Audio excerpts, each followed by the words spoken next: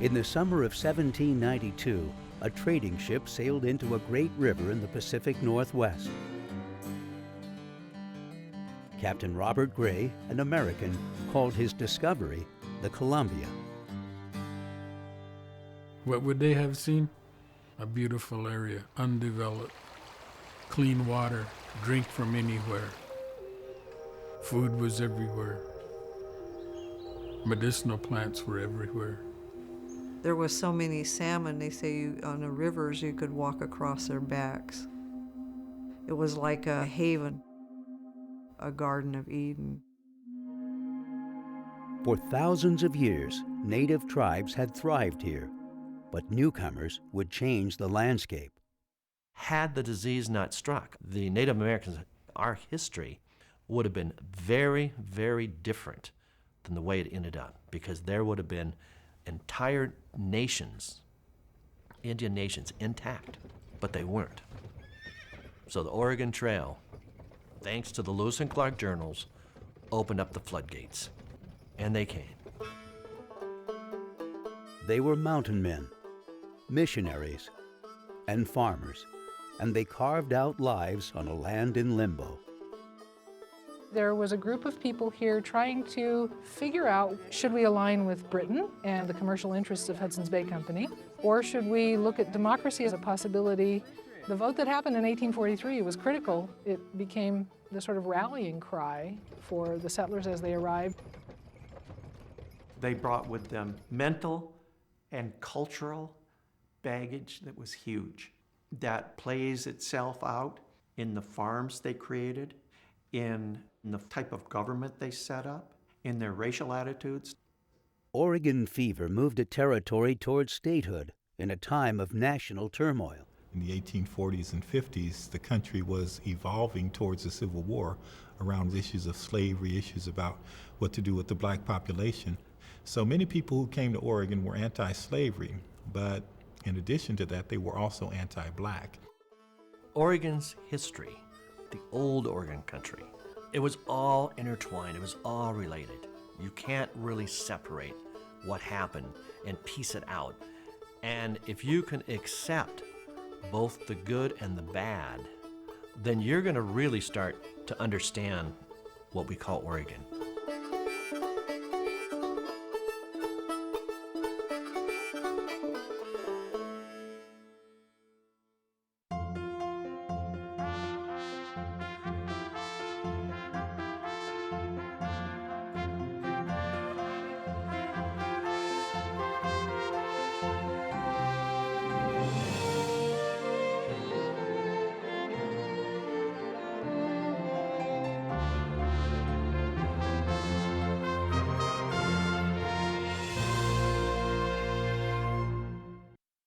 Funding for the Oregon Experience is provided by the James F. and Marion L. Miller Foundation, the Ann and Bill Swindell's Charitable Trust, George and Janet Bolt, and the Oregon Cultural Trust.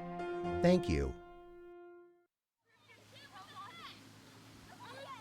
As we go through the Capitol, you'll see all these murals. All of our murals tell a story. It's 1843, and this is Champoeg. And we aren't part of the United States. But we're going to take a vote as to whether to be part of the United States or part of England. In the mid-1800s, the town of Champoeg perched on the banks of the Willamette River. Today, the town itself is gone. We're standing right in the middle of town. If you look down this street, nice broad avenue, you would have seen houses and shops, stores, livery stables, a stagecoach stop, because this was the main stagecoach route going from Salem to Oregon City and back. It would have been quite a bustling, dusty, noisy place, especially in about the 1850s, which was at its heyday. Oregon City was bustling at the same time, but Portland was just pulling stumps. Back then, these pioneer towns dotted a vast wilderness called the Oregon Country, stretching north into present-day British Columbia, south to California, and east to the Rocky Mountains. A joint treaty allowed both the United States and Great Britain to occupy the land, long inhabited by other nations. My people, the Klickitat people, we traded all the way up to Seattle for different food sources, oysters, clams, crabs, all the way down to the Umpqua, down to California, back east for buffalo robes, dried buffalo meat, antelope meat. That was our commerce. That was our monetary system. We didn't have to have fences. We knew that we only needed to take what we could use, what we needed to trade for, and people worked together that way. Every spring, the local Kalapuya Indians and many other tribes gathered at Champoeg. They came for the camas. It was a nice, sweet, nourishing route. The people used to travel for miles from the east and other places past this mountain, down this trail, to get to this camas patch in the Willamette Valley. And they harvested the camas and they cured it, dried it, and then they took it home through here. When the early day fur traders came here, they said there was so much camas that when the wind blew, it looked like waves on an ocean rolling in. Native Americans, while they were harvesting, would separate bulbs and replant bulbs elsewhere. And so they actually managed the land. The Willamette Valley long boasted the richest, most fertile soil in all of Oregon country. But it wasn't farming that first lured white settlers here. They were after beaver, and the reason they wanted the beaver was because in Europe and in the States, the beaver hat was the rage, and that's what I have on, is a beaver top hat. And it is made from beaver hair that was shorn and then blown onto this silk base and felted. And Hudson's Bay Company had a huge hold on this whole area economically. And what they were looking for, of course, was beaver, to make the beaver hats. And to do that, they had to trap hundreds and hundreds and hundreds of animals. In 1825, the British Hudson's Bay Company built its northwest headquarters at Fort Vancouver. It would become the hub and primary supply depot of a huge fur trading network. Well, there may have been as many as 1,000 people living in Fort Vancouver and then surrounding the fort. A lot of tribes would come there to trade. You had visitors from abroad, naturalists like David Douglas. So in many ways, it was a mini-scale international community here way on the far western reaches of North America. And to maintain this civilization, the Hudson Bay Company needed the Native Americans' way of life intact. That's how they made their wealth. Because not only did they send their own brigades out to gather furs, a lot of the Native American tribes were providing furs to the Hudson Bay Company for trade, for the items they needed. A British citizen named John Mclaughlin managed the business. Well, they called him the Great White-Headed Eagle. He was 6'4". He was a man whose word was law. He was not used to being crossed. He was considered harsh at times. He was considered fair. He was considered a man you really had to deal with if you wanted to survive in this area. McLaughlin's instructions were clear: maximize profits and discourage more Americans from settling here.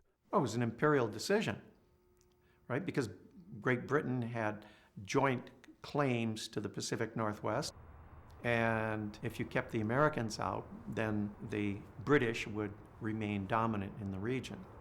But McLaughlin lived by his own rules.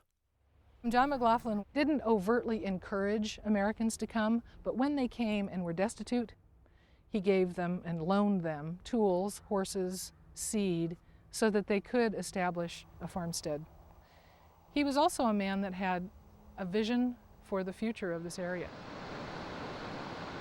Mclaughlin claimed Willamette Falls in 1829 for its water power. And it was the industrial site of the West Coast and would compete with any of the cities of the East Coast when it comes to water power. McLaughlin built a sawmill at the falls and in 1842 he platted the town site, renaming it Oregon City. It was the first incorporated town west of the Rocky Mountains. Shopkeeper George Abernathy published the region's first paper here. Oregon City offered the area's first Protestant church and the first jail, too. We were happy after a long and tedious tour to witness the home of civilization, said a newly arrived immigrant. By the early 1840s, the Northwest fur trade was in sharp decline. Beavers were no longer abundant, and top hats no longer high fashion. But the extensive trading network built by Hudson's Bay had already left a deadly legacy.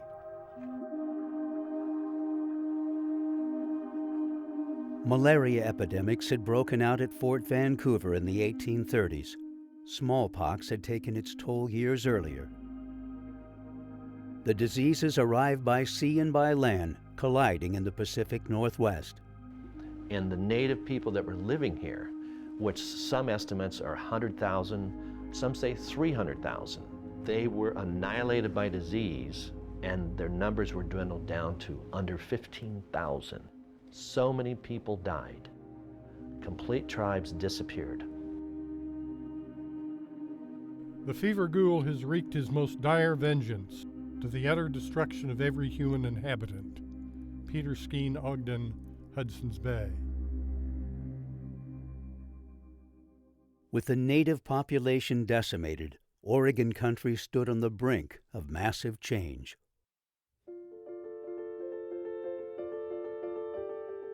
A religious fervor was sweeping the country, fueled by missionaries eager to save Indian souls. The Reverend Jason Lee arrived in Oregon in 1834 and built the area's first mission near Salem. Jason Lee was a Methodist missionary. When he came to Oregon, his goal, like all missionaries, were to Christianize the Indians, to change them, to turn them into farmers, people who would no longer wander to get their food and be settled on one little piece of land. One of the most well-known missionaries was Marcus Whitman and his wife, Narcissa. They settled amongst the Cayuse people, and their story has become the best example of two cultures misunderstanding one another. In 1836, the Whitmans built their mission and school near present-day Walla Walla, Washington. The Whitmans converted few Indians and met with growing hostility. The missionaries were more successful, much more successful, in attracting additional white citizens from the United States who were attracted to the lush agricultural lands of the Willamette Valley. Hudson's Bay saw the writing on the wall. They knew that the American government was trying to encourage people to come out here. They saw how verdant and how fertile the land was, and they also saw that their French-Canadian employees, who were supposed to retire and go back to Montreal, were starting lives here, and they realized that somebody was going to have to govern. For 20 years, Hudson's Bay was the regional government, but it had no jurisdiction over the growing number of Americans. If an American ran into any sort of legal problem, the United States did not have any representatives out here. They were on their own. A trapper and businessman named Ewing Young had grown wealthy in land and livestock. He died, and there was a problem. He had no will, and as far as people knew, he had no relatives. So what do you do with this fortune? While the settlers debated the question, wolves were killing Young's cattle, so they held a series of wolf meetings to address the problem. Calling them wolf meetings was a valid distinction. It was a great way to get people together, but it wasn't the real reason that they were meeting. It became more, how are we going to govern ourselves? On May 2, 1843, a diverse group of settlers gathered at Champoeg to answer the question, should we align with Britain or the United States? Each group that was here had a stake in that decision. And what do? You know, we got to be trapped. Have to get organized somehow. There was a lot of confusion. When a bunch of people get together who have different opinions about an issue, or a bunch of issues in this case, there was a lot of dissent back and forth. You were letting England tell you what to do. I feed my family myself. I don't need you. The Americans are telling us what to do. Huh? And a mountain man named Joe Meek was growing impatient. He was part of the fur trade. He was a colorful character at best and somewhat unpleasant at worst, but he was pretty integral. Meek forced the final decision. Who's for a divide? All for the report of the committee and an organization, and follow me. Yeah! Written accounts vary on what happened next, but most historians believe the vote was close, about 52 to 50 in favor of breaking from Britain and forming a new temporary government, the first organized American government west of the Mississippi. 3 cheers for our side. Huzzah! Huzzah! Huzzah! When the provisional government was first organized, it was already well known that a large immigrant train was on its way to Oregon. And these were people who wanted to protect the claims that they had. And if you read the provisional government records, the emphasis is on land claims. The new government divided Oregon country into 4 districts. The settlers created a legislative committee and passed laws that legalized land claims and levied taxes to pay for services that protected them and their property.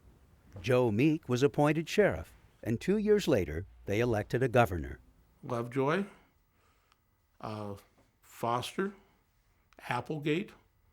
Well, the winner was Abernathy, and he was the first man to hold the title of governor of Oregon. But as Oregon moved toward statehood, the pioneers revealed the prejudice of their past. They passed in the 1840s and 50s 3 different laws that made it illegal for black people to live in the state of Oregon, to migrate here, to own land here, to own property here, to engage in business here. I think they're mainly meant to send a message to free African Americans that they're not welcome in Oregon.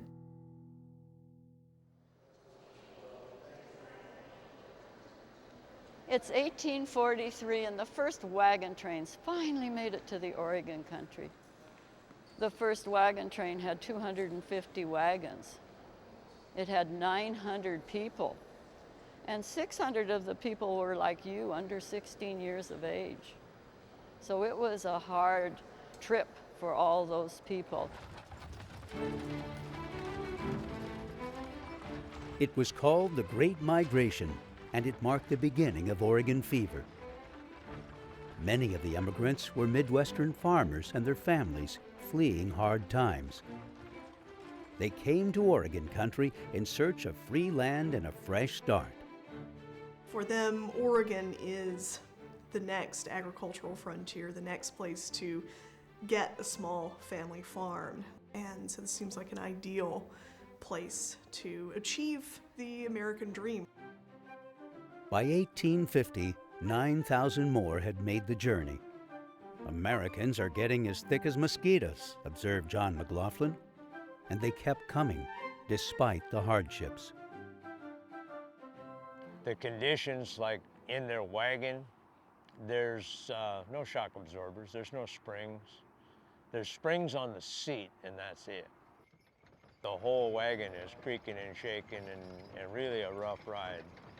And if anyone were riding in the back of the wagon, that's just all jolting and jostling and jarring. The trip was exhausting and dangerous. 1 in 10 died en route, and they had paid dearly for the privilege. Rafting down the Columbia was $50 a wagon in the 1840s and $10 a person. The 1850s, that went up to $100. Many chose an alternate route over the Cascades, an ancient Indian trail called the Barlow Road. Barlow enticed people over Mount Hood on his so-called toll road for $5 a wagon. It seemed like a bargain. This is known as Big Laurel Hill. This is on Oregon's Mount Hood. And this is where the immigrants snubbed their wagons, which means to tie them off of trees, lower them slowly down these steep cliffs. It took 3 hours per wagon This was the single worst place where people died, more livestock lost, more supplies lost, more people injured than any other place. This was hell.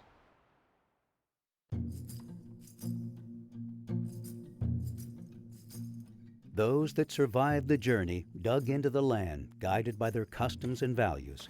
But as they started new lives, they imposed their culture on another. A lot of changes were made.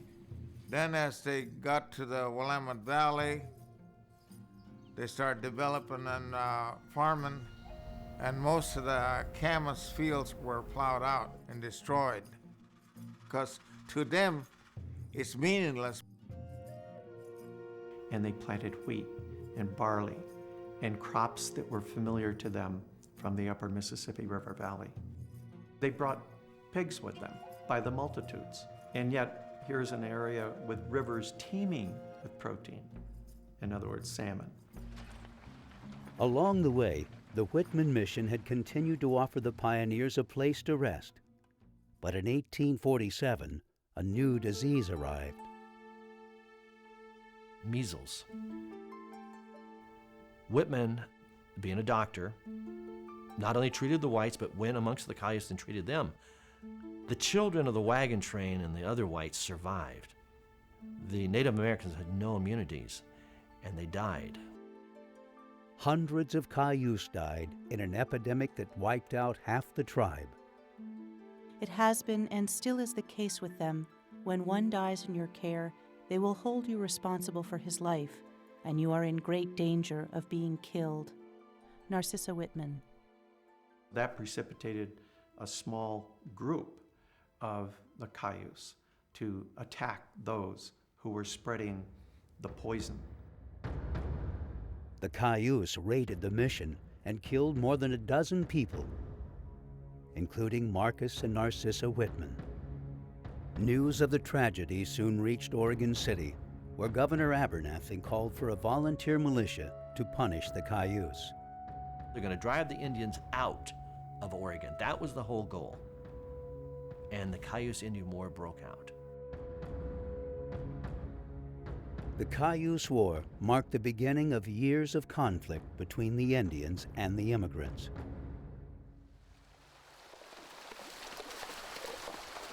Shortly after the Whitman murders, Sheriff Meek led a delegation to Washington, D.C. to meet with President James Polk. The delegation asked for military protection and recognition as a federal territory. By then, the United States and Great Britain had already agreed on a border at the 49th parallel. With the boundary dispute settled, Congress created the Oregon Territory in 1848. President Polk appointed Joe Meek as U.S. Marshal and Mexican war hero Joseph Lane as the new governor. He was inaugurated in Oregon City. And on March 3rd, here in this house, up on this balcony, he proclaimed Oregon to be a territory of the United States. Oregon's new status and services spurred even more settlers west. So did the Oregon Donation Land Act of 1850, the most generous land giveaway in American history. The act gave title of 320 acres of land to white American men and 320 more to their wives. At the same time, Congress forged treaties with the tribes to officially extinguish their claim to the land. These were forced treaties, and they ceded huge acres of land, especially valuable agricultural land, to the United States government. Most of the natives were relocated to newly created reservations, while nearly 7,500 Euro-Americans claim more than 2.5 million acres of public land. During the 1840s, John Mclaughlin had continued to help the pioneers with loans and provisions. A lot of the Americans never paid him back.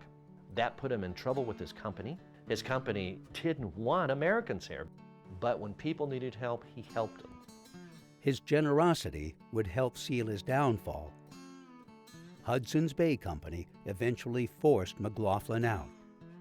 He could have gone back to Montreal. He could have gone north of the Columbia River, but he chose to come to Oregon City, the town that he had claimed in 1829 as his own. Mclaughlin built a house and applied for American citizenship, but his application was denied 3 times. And then the missionaries took away his land. Now, by this time, he had actually become an American citizen. They took his land away because they said, when you plotted this town site, you were not an American citizen, so what you've done isn't even legal. We want it.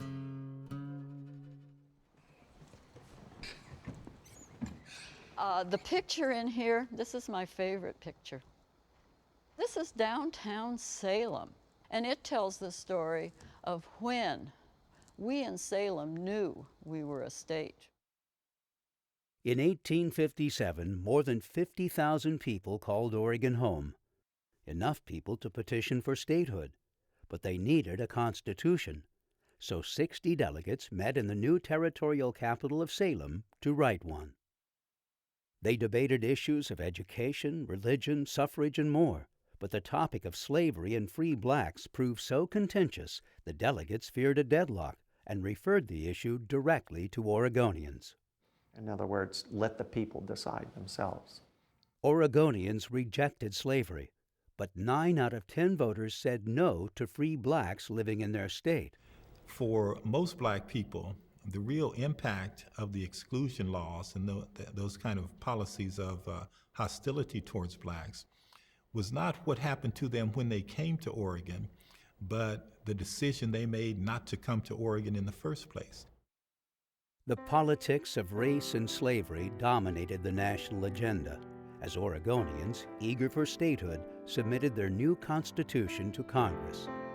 It would remain tangled in debate for 2 long years.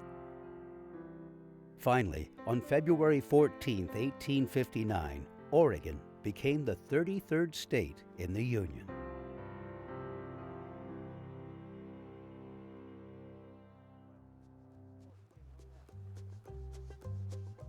This was a part of a Native American trail that eventually became known as the Oregon Trail. In rhododendron Oregon and across the state, historians are preserving our shared heritage for future generations. Still laying on this immigrant path are wagon parts that were left behind. Now they're part of the landscape. This is 2 graves here. They're husband and wife. We need to go to the places of history, view it with our own eyes, so that you're not just reading it in a book, you're not just looking at an artifact in a glass showcase. This is a very powerful place for our people because this mountain is alive. This mountain has songs, this mountain has stories. They are the stories of Oregon. The burial grounds of the Native Americans, the campsite, the Camas areas, shouldn't be forgotten. Where the provisional government was established shouldn't be forgotten. The burial grounds of the pioneers, the mountain men. Everybody who is part of this history should never be forgotten. 100 years after John Mclaughlin died, the Oregon legislature named him the Father of Oregon. And somebody asked him, now that you are an American citizen, do you consider yourself more American than British? Mclaughlin was a smart one. He said, neither. I'm an Oregonian.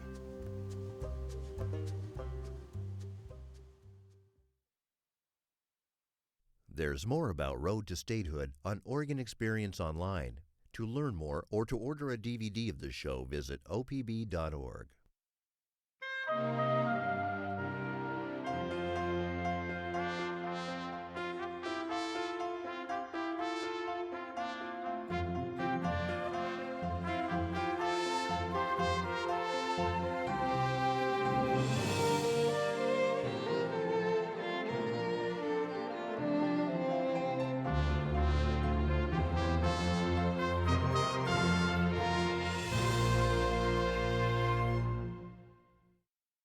Funding for the Oregon Experience is provided by the James F. and Marion L. Miller Foundation, the Ann and Bill Swindells Charitable Trust, George and Janet Bolt, and the Oregon Cultural Trust. Thank you.